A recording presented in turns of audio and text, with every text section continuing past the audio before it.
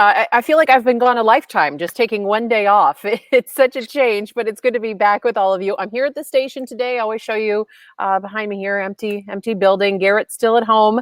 We want to get you updated on the coronavirus numbers, specifically as they pertain to Arizona's numbers, and of course, answer any your data-specific questions. We can help you find the numbers that come out from the state of Arizona, and we're not here to make decisions for your life, but we are here to help you find this data. There's so many different websites to look at. We will help you dive through it all. It is a Wednesday, and that means some new information's coming out on the counties. They look at how the week's gone and let us know if any counties have made it into different categories. So we'll go over all that with you here today. Garrett, we should start where we always do, with the numbers. A little bit confusing today. I know you probably, it was probably stressful to see some of these numbers come out and what they actually mean. And I should say we are waiting for the Department of Health to give us a little bit more information on what this means. So let's get right to the summary page and show the anomaly and explain what we know and don't know, and what we're hoping to hear from the Department of Health very soon. All right, so this is what we got. 695, 700 cases essentially added today, 27 new deaths. This is off of a pretty large number of tests, 16,000. This morning, they were pushing a new dashboard, and things got a little weird as we thought there was only about 1,000 tests and that it was a 62% positive. But then they pushed the correct dashboard, and we have about 16,000 tests that were dumped. We also have a new note here. Right here, you can see there's now another 3 little asterisks, and it's hard to read this, but I'll read this for you. Diagnostic tests include PCR and antigen testing. So it does appear that today they did add antigen testing to the dashboard, and that's likely, and in fact is the sort of massive increase that we've seen today. And in fact, I'm going to unshare this really quick and show you what that looks like on the curve. It's pretty incredible how much was added today and how far back it went. This is, they said about 15,000 tests that were added, and you can see right here, they were added all the way back from the end of July all the way through August, and then here in September. And so just massive amounts of tests just added all over the place, changed the curve a lot. But again, it now appears that we have antigen testing that is now in the dashboard. So they've added those numbers into the dashboard, but is that the only official word we've heard from them? That is the only official word. Is that? Yeah, that's the only official word, is that that asterisk that says the antigen testing is added in. I don't believe right now, I can look to see the new stuff, but I don't think there's a way to actually separate out the antigen testing from the PCR testing in its current state. I think we're probably just going to have to just assume that it's just diagnostic testing from here on out. Okay, so if you're very interested in that, you'll want to keep checking back on the blog. Of course, Garrett and I will watch the director's blog as well to learn a little bit more information about this change to that entire chart. And that was part of the concern then that we saw the 16,000 number show up. Garrett, a typical number of results coming in is been around like 5,000. For tests, yeah, it's been around 5,000. But we have gotten in the last month, we've had 4 days of really big drops that were associated mostly with U of A and ASU. And today it's another big drop. So it's having these big drops at least, almost once a week isn't necessarily uncommon. We're expecting sort of a big drop. Not a big drop. When I say a big drop, I mean a big drop of tests, a massive back dump of tests. And that's what we got today. So we'll see if that continues on. It appears that this would be all of their antigen testing, or at least all the antigen testing done by one major lab. Who knows what is going to happen with the other major labs, if there's more antigen testing. If this was SonoraQuest, if this was ASU, we don't know. We simply do not know which lab has added their antigen tests, or if it's all of them. We simply don't know. Yeah, so we will continue to push for answers on that. In the meantime, we had some exciting news for one particular county as we get into some of these counties.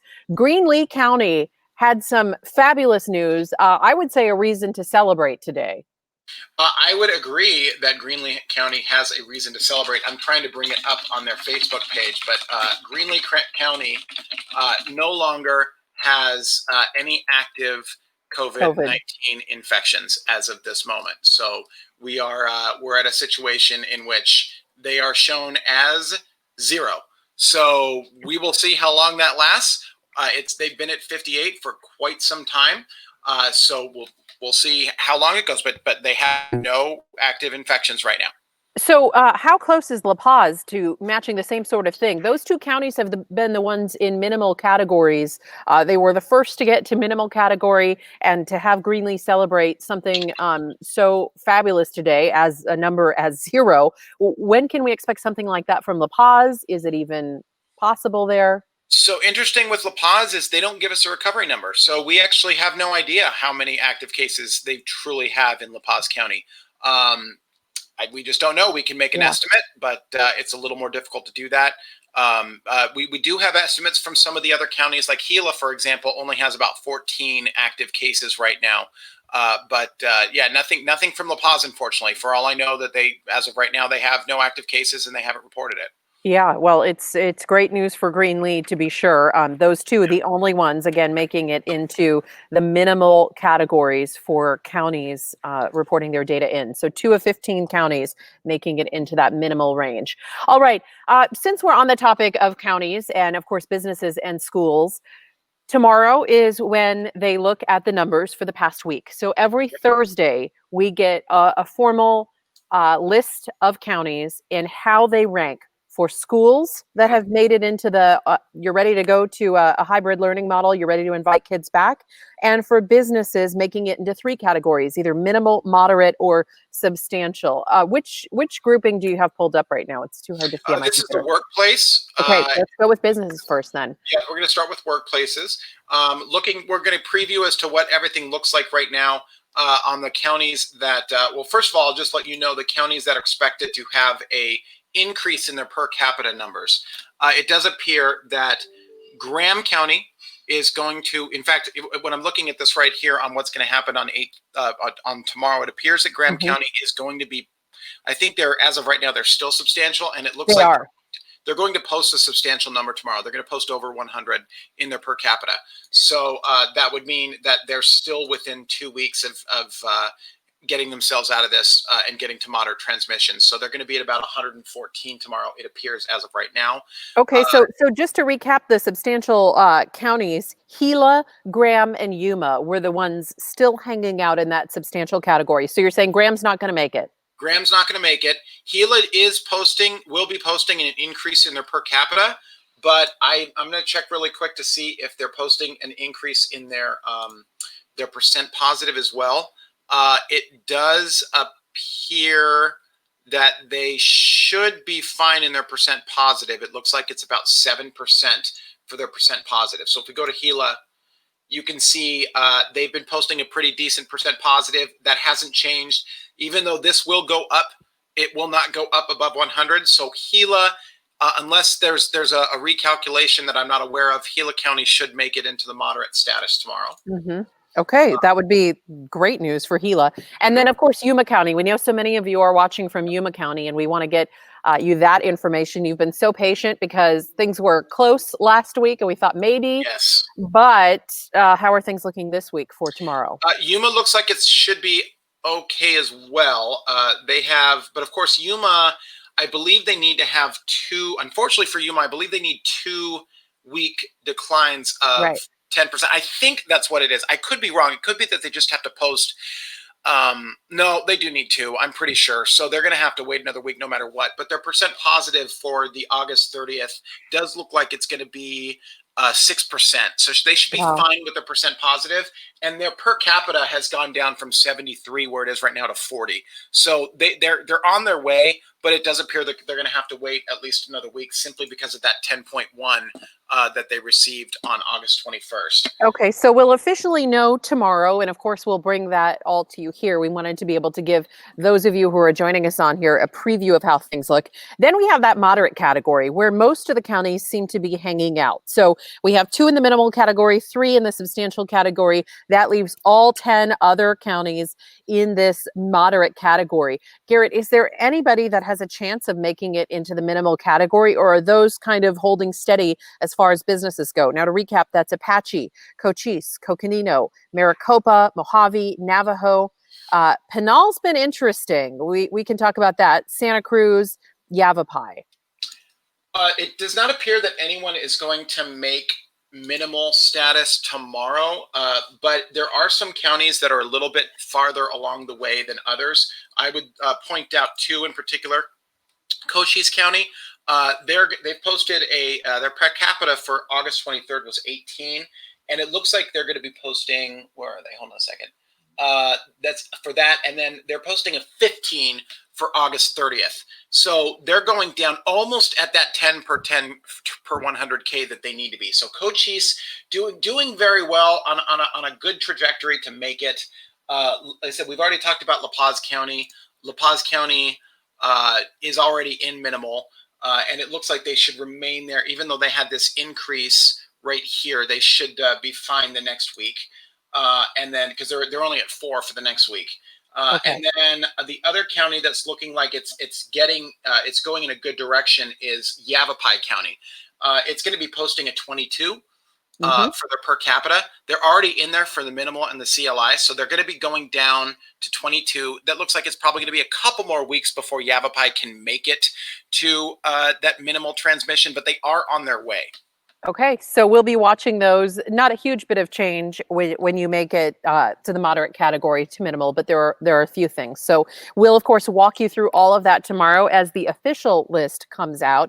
Moving on to schools, on the schools dashboard for the state, we did still have 5 counties who were outside of those numbers, that being Gila, Graham, Mojave, Yuma, and then the question mark one that's raised is Pinal County. Now, they made it into the category to open schools, but then they dipped back above that line, that threshold. Now, that does not shut things down, but it is something to watch. So how do things look for those 5 counties as far as schools go and that 7%? We're going to look at Mojave County first. We'll just go through these one at a time here. Mojave County looks like it's going to be posting a 1% positive for this next week. It looks like they did a mass testing on the August 30th. They delivered 3,300 tests, which is much higher than they normally do. And it looks like it's going to be at 1%. So their percent one of the things that was keeping them out of it, of course, is this percent positive for Mojave County. And it looks like they're going to be well under where they need to be. And it looks like coming forward from that, they're again still well under that. So I think while they need to have 2 consecutive weeks of percent positive, it looks like as of right now, unless something changes drastically, they're going to make it not this Thursday, but next Thursday. And then what was the other one?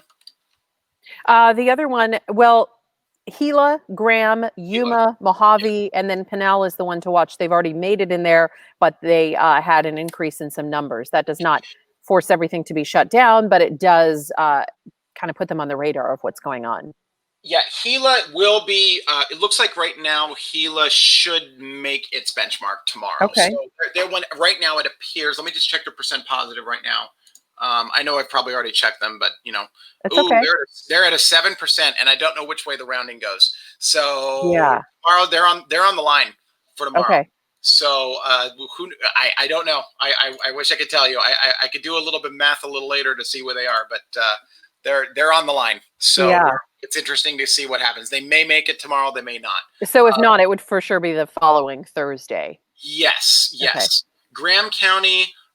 Let's see if Graham County's percent positive for the 30th. It is a 8%. Graham County will not make it tomorrow. Okay. And then the other was Yuma. Yuma, yeah. Are they close enough to that 7%? Yeah, Yuma still has that 10.1 from August 23rd that is keeping them from making any benchmarks for 2 weeks. So they have to wait another week no matter what. All right. And then the other one to watch, Pinal County already made it, but their numbers went back up. And that was it was a cause for concern. It wasn't going to trigger closing down schools or anything like that at this point. But, you know, once you've made it, you've made it. But we do need to watch some of those numbers. Yeah, the percent positives look good. And I'm looking at their per capita right now, and it does look like it's gone down. So as of right now, it looks like Pinal County should be fine. It was this that kind of caused them to throw out, but they should be fine. Yeah, so just a blip in the radar there. That would leave Graham and Yuma sort of hanging out. And so we'll keep you updated on all of that when that officially comes out tomorrow. Some of the other things we need to talk about, a few of the headlines that are coming out this afternoon. The CDC just gave out an update saying that they do not expect vaccines to be widely available until spring or summer. That just coming out from the CDC about an hour ago. How do things look for schools, Garrett? When we're talking ASU, U of A, and NAU, a lot of questions have come in about that, and I want to get folks updated. We do expect more information. Our numbers coming out from ASU come out on Monday nights and Thursday nights, but where do things look right now? Well, it's kind of interesting. It's kind of a mixed bag for schools right now. I do have here's this. I've got a chart here. I've got a couple things to show you really quick. Let's start with an Excel spreadsheet that is courtesy a Twitter follower named John Stone, and he does a lot of tracking. He's an amateur analyst that does a lot of COVID tracking, and he's been sort of an expert with the zip codes. So this is the 85719 zip code. This is U of A zip code, and you can see this was the highest growing zip code over the last week. 384 cases added to the zip code last week. And you see, this is the first bump that we detected the last time. And they've still got another bump right here, 162 from today added to 85719. So it does appear that U of A does have sort of I don't want to say it's an increasing problem, but they're still finding a decent amount of positive cases within the student body at this point. So it definitely explains why the president of the school had pushed for people to stay home if they can. So obviously you still have to go to school, go to work, but anything outside of that, he was really pressing students to try to limit time outside of the home. Yeah, and this is in contrast with 85281, which is the ASU zip code, which is way down here. Sorry. Which I'll plot right now. You're watching this in real time. And this is the kind of stuff you stare at all day. Yes, although I didn't have to build this one, thankfully. Someone else built this one. So you're saying he's an amateur data person here. I love that we've added his Twitter account so folks can find him. Do we have it? Yeah. Okay. Good. Is he studying this right now? This is fascinating. Yeah. No. He built this spreadsheet to track all of the zip codes, and he tracks them daily. And I do some tracking of zip codes as well, but he has this sort of readily available to plot these charts on command. And it's just a little easier for me to just borrow his sheet and ask him and give him credit for it because it is his stuff. Then have to do it myself because I've just got a billion other things to do. So I appreciate John for his help here. Yeah. And this is 85281. And you can see something very interesting occurring here. Losing 277 cases in the last 2 days. So what do we think is up with that? I don't know yet. It's very interesting. It's going to be recalculated tomorrow, and I don't know what sort of impact it's going to have on the school districts, especially Tempe Union High School and Tempe Elementary School. Mm-hmm. And I honestly don't know where these cases went. Because when you look at the zip codes surrounding it, which you would presume that this was because they were tested here, and then they were, the case was assigned to the place of residence, the parent's house or something, and it doesn't seem to. There's not a lot of evidence to suggest that there was too much movement in any other zip codes surrounding ASU. So, mm-hmm. I mean, it could be. I mean, this could be just 277 cases that were just moved all over the valley. It's difficult to know, but it's just they've taken 277 cases out of the 85281. Yeah. Yeah. Okay. Well, we'll watch that for everybody. I'm seeing some of the comments, and I want to get to these comments as well. And I see Cora asking about the schools that she feels a certain school is left out. Cora, let us know your zip code, and we'll pull that up specifically. I'll watch for it in the comments. Remember, the updates don't come out till tomorrow officially. We do now have I just noticed this today, so I'm going to be sharing this at the same time, and I'll give this URL to producer Josh. If your kid if you're in U of A or your kid's in U of A or whatever, you're interested in what's going on at University of Arizona, they now have a full dashboard. This is the first time I've seen this dashboard, so it's fairly new, and it gives you sort of this data on what's happening here.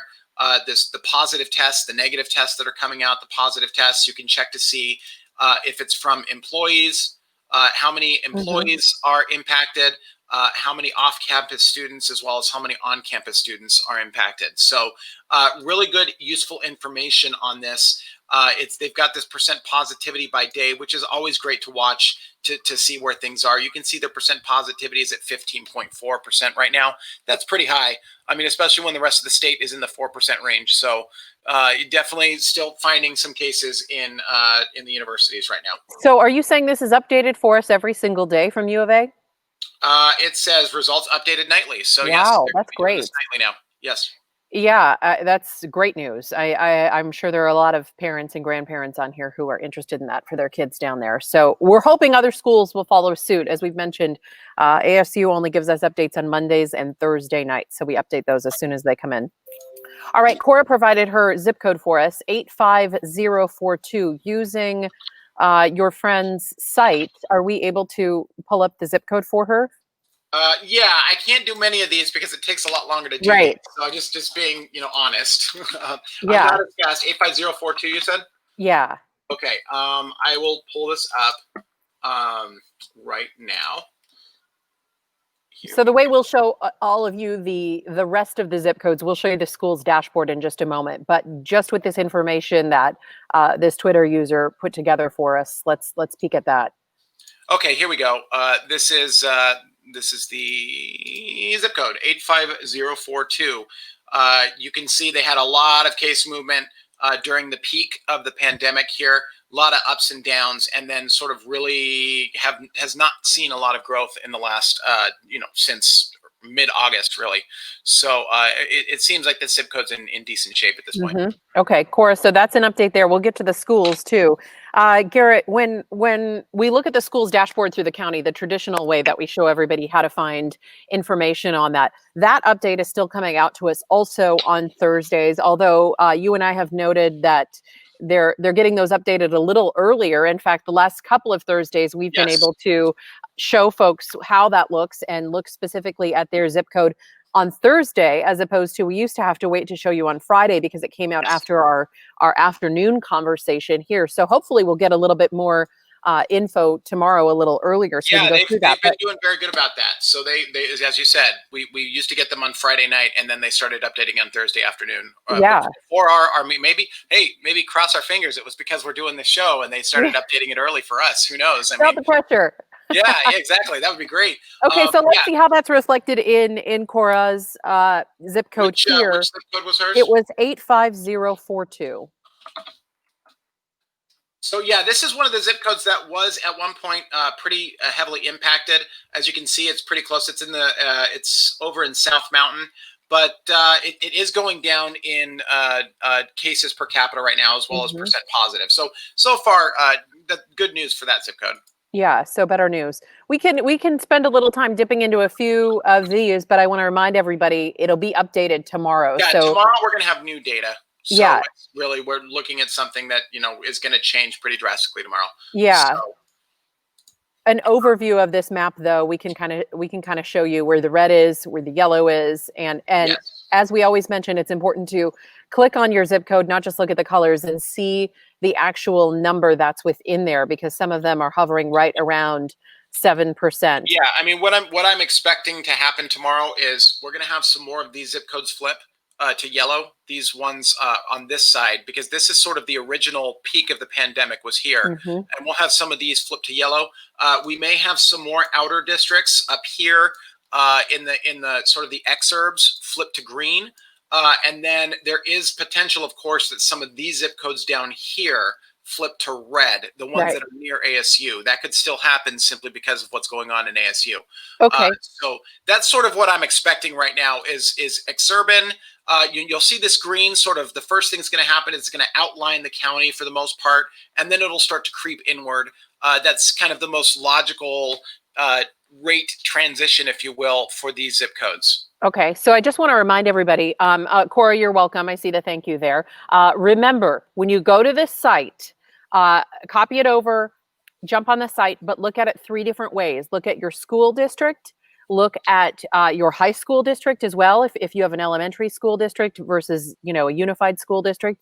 look at your zip code and look at your city. So you can see a few different ways to look at things. I always use an example of my own house, and my house is in one zip code that goes one direction. Our school district goes another direction. So I have two different numbers when I'm looking at my house because the area is configured two different ways. So you could have a similar situation. We've talked to viewers on here who saw a different number for a high school district versus their elementary school district. So it's important to look at all of those numbers so that you can make the best educated decision for what you would like to see. I've seen other questions about outside of Maricopa County. We are lucky to have this in Maricopa County. We don't have it for other counties. We wish we did, and we're so grateful to Maricopa County for providing it, but that's all that we have. So we'd love to look up everybody's, but I'm going to do Tiffany's because Tiffany's a regular viewer. So Tiffany Mack, I'm going to give her 85140 because she's always asking for Pinal and I can't give her much. So we're going to go back to that zip code Excel sheet and do this one. So you can see similar to what you'll see this in a lot of zip codes across the state. In fact, where you'll see a lot of movement here in sort of like a Richter scale, if you will, like a lot of movement here in where the peak of the pandemic, and then it's starting to settle. And it seems like this one in Santan Valley is very similar to that, where there's been a lot of change and then little change since sort of when things started to fall. So that seems to be, if the majority of zip codes will look more like this than they will 85281, 85719, all of this sort of these ASU zip codes. Right. Okay. So is this is that spreadsheet something that can be found on that user's site, or he does? So he tracks the like the zip codes that have the most growth and change. He usually posts them daily on his Twitter account. So these blue graphs that I'm showing, he'll show those. And if he's in a really good mood and you're really nice to him, he may even do your own zip code. So okay, so little pro tip there. Exactly. Yeah, there's my pro tip. Okay, so tomorrow, everybody, there's his site if you want to, or his address on Twitter if you want to go check it out. And then in addition, we'll go over the zip codes even more tomorrow, hopefully, if that's updated by the time we all meet. Otherwise, we'll have to do it on Friday. I do want to get to some other information that's coming out. Let's talk about the ER. And how many visits we're seeing in the emergency room right now. Is this something? Oh, Tiffany, you're so welcome. Thank you for the thank you.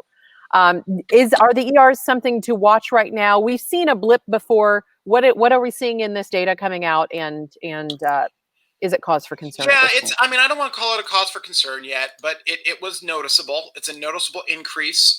We were at we've been under 800 or 900 emergency room visits since September 5th. It looks like actually since September 2nd. And all of a sudden today we went from 861 to 915.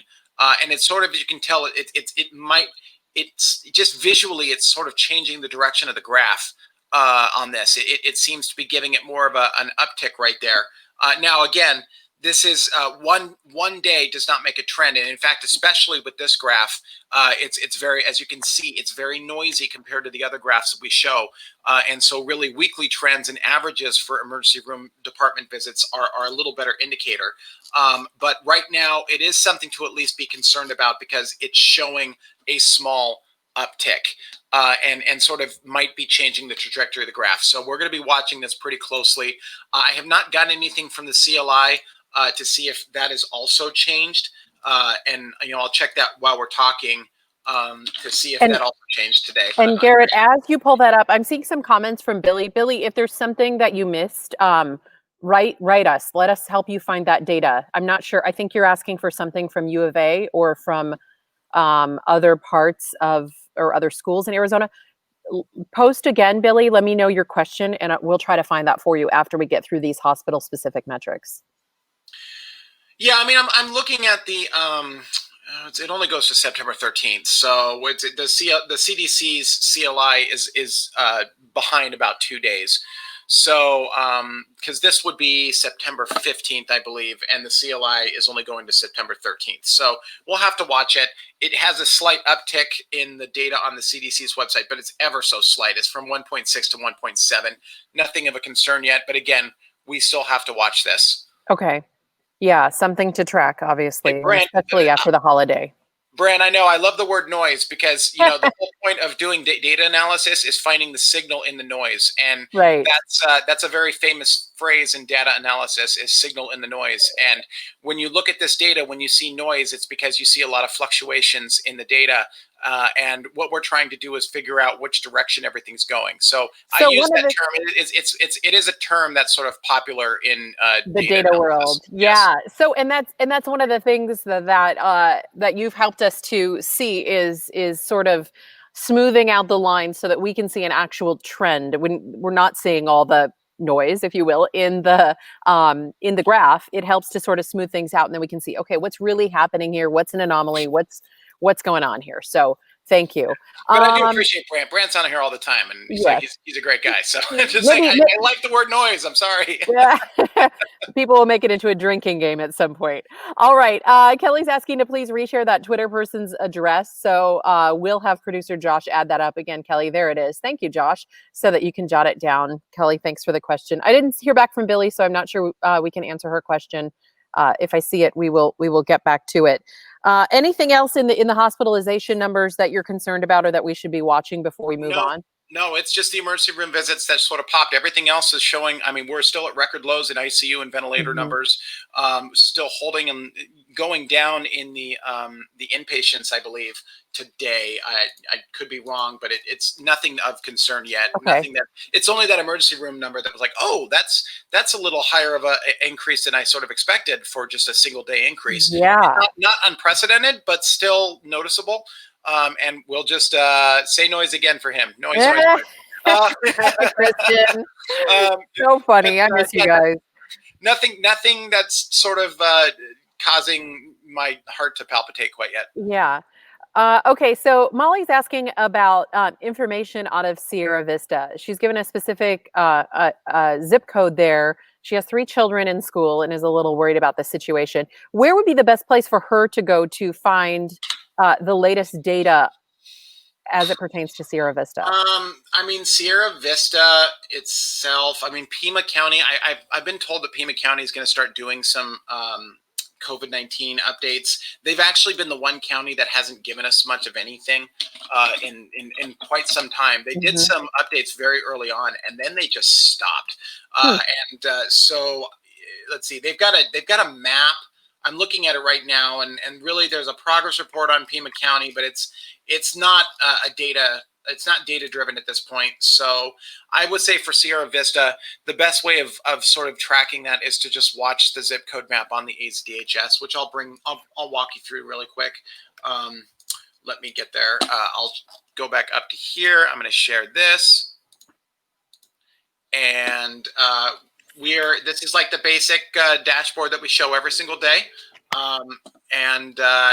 As soon as you get in, there goes the zip code right here. You come down here, the zip code map will pop up, and then you can come down to Tucson and look into, I believe Sierra Vista's down here, right? Can you type in the actual zip code on that map? We're able to. Yes, you can. Okay, so let's do that. It's 85635. There we go. Okay. So 293 cases in Sierra Vista. Yeah, it looks like, oh yeah. Okay. Yeah. It's over there by itself. I know what it is now, but, yeah, that's really the best thing we have is this zip code map, which unfortunately doesn't give us a lot, but it's the best we have. I'm thinking she could get there. Did you go through the AZDHS site? Yes, this is the AZDHS site. And Cochise County. Thank you for whoever said it was on Cochise County. I feel like smacking myself in the face now. Let me check. Cochise actually has a really good site. So let me check to see what they have really quick. Let's see. So these would be the best places to check. You can also look on Johns Hopkins too. It's a little bit delayed, but obviously checking close to home, Molly's going to be the best to get the fastest information. But those are some of the other sites that you can check out as well that have a little more information. I understand the concern though. 3 kids, I'm in the very same boat with 3 littles at home. So you want to get the best data. So yeah, Cochise County has a great dashboard. It's one of my favorite ones. It gives a lot of good information. As you can see, in Cochise County, they only presume to have 18 active cases. So that's in the entire county. Wow. So that's great. And this is the active case category. They're giving us active cases here. Also great. You can see that which zip code was it? Let me find it here. 85. I've got two computers in front of me today, which is not normal. 85635. 85635. I don't know if I have a search here that I can work with, but here's Sierra Vista. 85635. They have an active case count in 85365 of 6 to 10 cases. Wow, that's really good news. Yeah.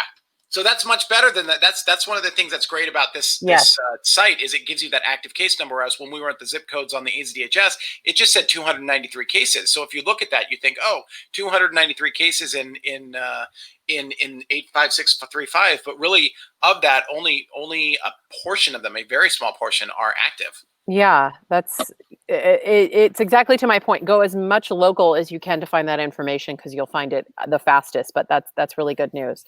Let's see. Ellie's been asking about Coconino County as well, concerned about a change in how the numbers look there. If we go to the AZDHS site and click on Coconino County for her, yes, we can do that. We can get a little more information. Ellie, you're seeing some concerning trends. She's writing. It's looking like it's going in the wrong direction. She's specifically in Flagstaff. Well, yeah. As I've got the cases per day added up on the sheet here, and this is Coconino County. You can see there has been an increase, about almost double for the week of September 6th, and I attribute that to NAU right now.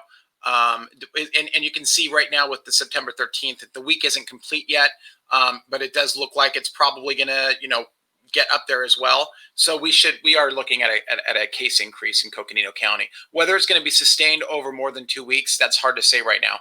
But yeah, it's going to go up there. I mean, just at where it is right now on 9/16, we've got another 4 days of data to be added into this. It's probably going to get up here into the 100, 110 range.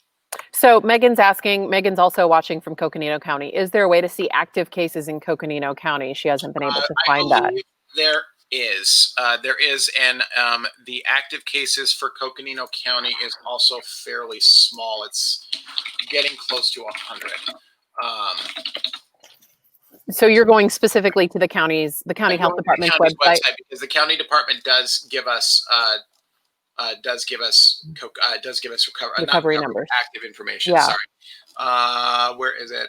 I'm having to work on a different browser today, and so most of my normal links aren't here. That's why I'm a little slower. Yeah, no, that's okay. Go ahead. As you pull it up, I'm just going to address the R0 number because I'm getting a lot of questions about it. Yes, the R0 number is back into the green category today. It's at 0.97. So that that range bar is as low as 0.76 all the way up to 1.19. So that's the range, but we are back in the green. And so we're in the best half of the states across the country as it sees it at this point. Hawaii is actually leading the pack in the first spot, and coming up last right now is Delaware with 1.28. So that kind of shows you the range of things. And I don't expect us to stay in the green tomorrow. We could probably move back into the +1 here in the next 2 days or so, because we are seeing a slight bump. It's smaller than the ASU bump, the college bump we had last week, but we're still seeing a slight bump, and that should push us back over 1 for this. So they're updating those at around 9:30 in the morning each day. So yeah, we'll see if that's showing up tomorrow or showing up in 2 days. So something to watch right there. Here's that Coconino County. You're on the health department site for Coconino County? This is the health department's website. I'll send it over to producer Josh just in case. And then this is basically, I go here every day. They do have, as you can see, 2,900, almost 3,000 have recovered, 2,988 out of 3,056. So about 400 or so cases, a little over 300, in 300 to 400 cases are still active in Coconino County. And they do give a zip code breakdown as well. But again, these are cumulative. Everything but that active number is cumulative. So you see everything else. That's what these are. Oh, Debbie has a really great question. And Debbie, I think that we could definitely do that for you. Debbie's asking, would you make a post of your favorite COVID-19 sites on your Facebook for us? I definitely think we can do that. I will say our favorites shift. We've been doing this, what, Garrett, since June, I think? May? Something like June? that. Yeah. I feel like our favorites have shifted. I feel like we had favorites early on, and then we moved on to some others, and it just depends on how the site puts the numbers together. But I definitely think we can do that, especially some of the tracking sites and why we like them or why they've fallen out of favor, if you will, with us, Garrett. What would you say is your favorite projection site right now? I know we've talked about. It's the MIT site, the Yangu COVID projections. That one, because it's the machine learning. It's not as fancy as some of the others. We showed the University of Washington site, and sometimes they'll have we're putting in a variable for what flu season can do to this thing. We're putting in a variable for what mobility index can do for this thing. So they put a lot of variables in there that can be useful, but at the same time, they can be misleading. Whereas the COVID-19 projection site that is by MIT, it is straightforward. He doesn't mess with variables. And so what you're seeing is what you get just for the basic projections. And he's been one of the most accurate projection sites since the beginning. So let's go there. We have a few minutes left, so we can go there really quick. We just have a matter of minutes left to check in and maybe answer the last few questions. Yeah, I'll go there right now. Like I said, I have to use Google to get there because I'm using a different browser today for some reason, but it'll just take me a few seconds and I will be there. I am here. So this is my favorite one of just the basic projection sites. It said it's very straight forward and cut and dry. You can see, he think this machine learning site thinks that R naught is anywhere from 0.93 to 0.77 at a mean of 0.86 right now. It believes our total deaths is going to reach 5694 by November 1st. Which, as you can see, is not that many from is not a lot from where we are right now. And then in the way that this thing thinks is that we're pretty much at the bottom of our curve now, so we should be leveled off from here on out. So when do you think? Do you have any insight into when this site will update farther out than just November? I know some of the other sites are already projecting to January and beyond. Yeah, that's a great question. I'll actually ask him. What his plans are as far as when he's going to project out farther. Yeah, because that would be so helpful. I know that, when we're looking at these numbers, the long range is what people are starting to get concerned with. Of course, people talking about the flu and the upcoming flu season and how that's going to play together. I just went and got my flu shot, by the way, the whole family. It was a lovely afternoon out to grab our flu shot on the way in to chat with all of you here. So that's been my day. Rolled up my sleeve. It's the least we could do, right? Okay, so where to contact all of us? You can find Garrett at Garrett _Archer. That is his spot on Twitter. A stressful place today, but all good, Garrett, right? As those numbers were a bit confusing early on. Hopefully we get more clarification on that later, which we'll provide to all of you. My address. He just emailed me. No way! Yeah, literally just now. So he says that it is ELR submissions from ASU testing. Is it really? It is. It's ASU testing. So 16,000 tests came in. This is all ASU. If we're looking at this, correctly, and we say we get about 5,000 tests each time, so then that's 10,000 tests coming. Yeah. So these are 16,000 antigen tests dropped from ASU. So yes, there's the answer. There it is. All right. Yep. Well, I love when that happens in a newscast too, when we can wrap it all up with a bow by the end and get everybody an answer and move on with their evening or afternoon. I just have to mention Stephen's comment, which is hilarious. Garrett has a guy at MIT. I barely have a guy for an oil change. Isn't that the truth? That's for sure. All right. That's where we'll end today. I mentioned Garrett's Twitter account. Mine is at Katie Raml. You can find me over there on Twitter. If you prefer Facebook, which is where many of you are watching right now, that is facebook.com/Katie abc.com/news from Katie. I'm on all the other sites as well. But our very latest reporting on coronavirus can be found at abc15.com/coronavirus. Of course, our newscasts at 4, 5, 6, and 10 p.m. and our newly added 9 p.m. newscast over on the CW61. We hope you join us for that as well. I'm actually anchoring that tonight, so I'll be back for that too. And that's about it. You can reach us on those sites, and we will invite you back tomorrow. A very big day, as Thursday always is, the very latest information as it comes out from the counties. Oh, Margaret writes, hope your kiddo had a great birthday, Katie. He did. Thank you. He woke up this morning and said, my birthday again? My birthday again? He wanted to just turn 4 after he turned 3 yesterday. So it'll be a long 364 days as we count down to the next birthday and the request for that. All right. So we'll send it out from here, and we'll invite you all back tomorrow. Be sure to join us tomorrow. We'll have all the information on schools and businesses coming out as it pertains to the counties from the state. Be safe out there.